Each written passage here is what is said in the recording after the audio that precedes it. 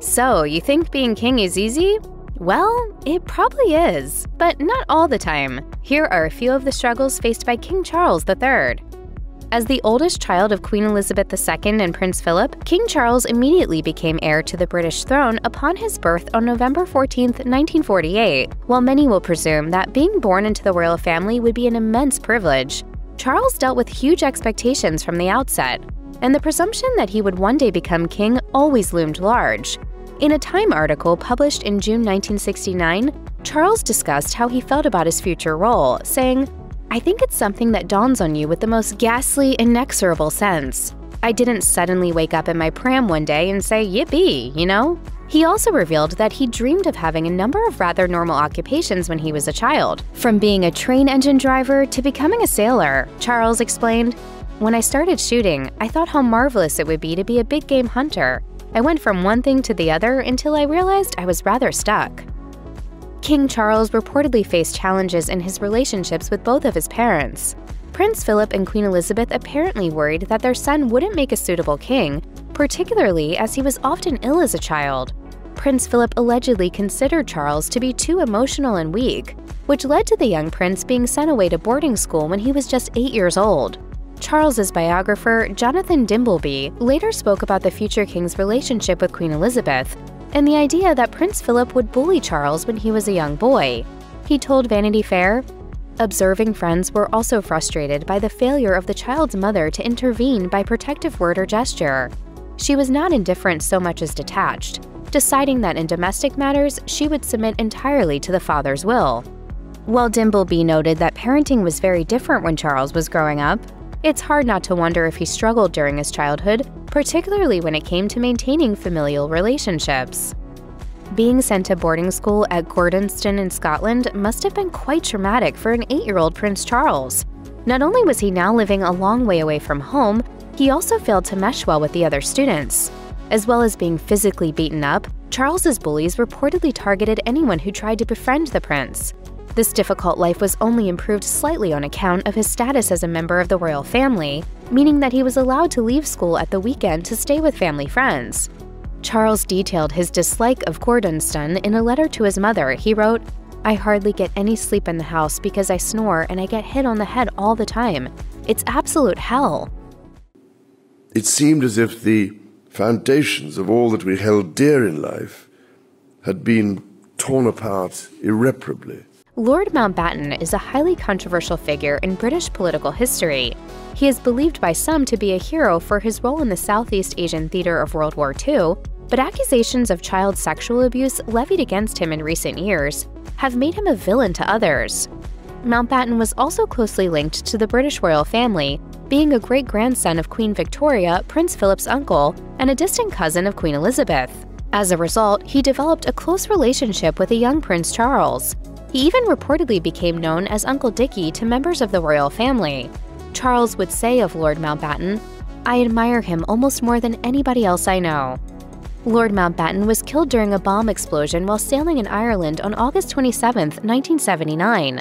The Provisional Irish Republican Army claimed responsibility for the assassination, which was allegedly done as part of an attempt to make British forces leave Northern Ireland. The loss apparently hit Charles incredibly hard. For me, Lord Mountbatten represented the grandfather I never had. Charles also detailed his immense grief in his diary, discussing his feelings regarding Lord Mountbatten's death. He wrote, "Agony, disbelief, a kind of wretched numbness. Life will never be the same now that he's gone." King Charles married Princess Diana in 1981. The wedding was televised around the globe and watched by 750 million people in 74 countries. At the time of their nuptials, Charles was 32 years old, while Diana was just 20.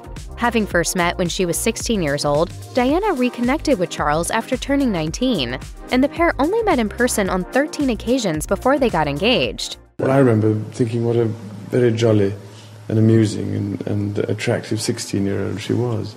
While the wedding seemed like a fairy tale to outsiders, the truth was very different. In his book, Charles at 70, Thoughts, Hopes, and Dreams, biographer Robert Jobson asserted that Charles hadn't wanted to marry Diana Spencer as the wedding approached. The future king told Jobson, I desperately wanted to get out of the wedding in 1981, when during the engagement I discovered just how awful the prospects were, having had no chance whatsoever to get to know Diana beforehand. Sadly, Charles wasn't exactly discreet about his doubts. During an interview to announce their engagement in 1981, Charles and Diana were famously asked if they were in love. Of course. Whatever in love means. In December 1992, British Prime Minister John Major announced that Princess Diana and Prince Charles had separated. In June 1994, the world was shocked further when Charles admitted that he'd committed adultery while married to Diana. In a televised documentary, Charles was interviewed by journalist Jonathan Dumbleby, who asked the royal if he'd remained faithful to his wife throughout their marriage. Yes. Until it became irretrievably broken down. Diana, too, admitted to adultery, confirming that she'd had an affair with Major James Hewitt during her interview with BBC's Panorama. After a period of significant tension, the Queen urged Charles and Diana to divorce one another in 1995. Buckingham Palace released a statement saying, "After considering the present situation, the Queen wrote to both the Prince and Princess earlier this week and gave them her view, supported by the Duke of Edinburgh, that an early divorce is desirable." The couple's divorce was finalized in August 1996. Diana received a financial settlement of approximately $22.5 million, but lost her right to use the title Her Royal Highness. Princess Diana died on August 31, 1997, in a car crash in the Pont de l'Alma tunnel in Paris. At the time, Diana was traveling with her boyfriend, Dodi Fayed, a bodyguard and a driver. Their car was chased into the tunnel by paparazzi. It was later revealed that the car's driver, Henri Paul, had consumed more than the legal levels of alcohol, and none of the passengers were wearing seatbelts besides bodyguard Trevor Rees-Jones, who was the only survivor of the crash. Diana was transported to hospital in Paris, where she was treated for her serious injuries, but she died mere hours after the accident. I, for one, believe there are lessons to be drawn from her life and from the extraordinary and moving reaction to her death.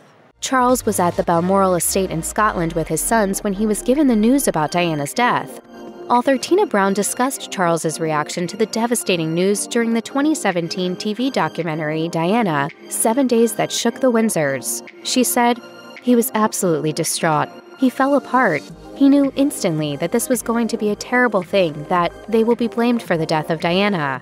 As a mark of respect, Charles traveled to Paris to bring Diana's body back to the UK, along with Diana's sisters, Sarah McCorquodale and Jane Fellows. Even before he married Princess Diana, King Charles was enamored with someone else. The young Charles reportedly met Camilla Shand at a polo match around 1970, and the pair bonded over their love of the sport and their similar sense of humor. However, their romance was cut short when Charles left to serve in the Royal Navy, while Camilla married her ex-boyfriend, Andrew Parker Bowles, with whom she went on to have 2 children. It would seem that Charles and Camilla never really got over one another, and they remained close friends throughout their marriages. The pair rekindled their physical relationship in 1986, cheating on both of their respective spouses for a number of years. As a result, Charles's mother apparently wasn't much of a fan of Camilla. In an article for the Daily Mail, royal expert Tom Bower claimed that Charles decided to confront the Queen and asked her to be nicer to Camilla. According to Bower, the conversation didn't go well, with Elizabeth allegedly blaming Camilla for the breakdown of Charles's marriage to Diana.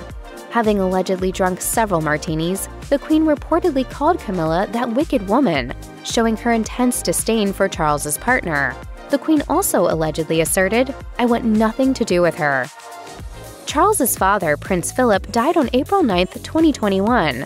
Charles paid tribute to his father the following day in a video posted on social media. My family and I miss my father enormously. He was a much-loved and appreciated figure.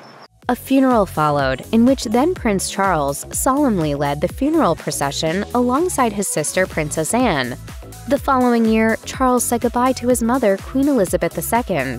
Charles released a statement regarding the Queen's death, saying, "We mourn profoundly the passing of a cherished sovereign and a much-loved mother. I know her loss will be deeply felt throughout the country, the realms, and the Commonwealth, and by countless people around the world." After facing the losses of both of his parents, Charles took on his mother's formal role as the monarch of the United Kingdom. Throughout his life, King Charles III has faced criticism from both the media and the general public. Over the years, he has been referred to in the press by a number of insulting monikers, including the words prat, twit, and idiot. Equally, many columnists and other media figures also suggested that the royal give up his place in line to the British throne in favor of his son Prince William. In September 2023, YouGov published a survey that revealed 52% of 18 to 24-year-olds disapproved of Charles, with only 28% viewing him positively. Meanwhile, a piece published by NBC News suggested that, of all the reasons to argue against the monarchy, Charles himself stood out as the most prominent. The article also pointed to the sovereign grant, a taxpayer boon to the royals that amounted to £86.3 million in 2023, as another reason to abolish the monarchy, as well as the fact that Charles has been known to place his money in offshore tax havens. As a public figure, Charles's life has been under scrutiny since birth, and onlookers continue to question his choices, opinions, and lifestyle. In 2023, Prince Harry released his memoir, Spare. The book contained a multitude of revelations and allegations about the royal family.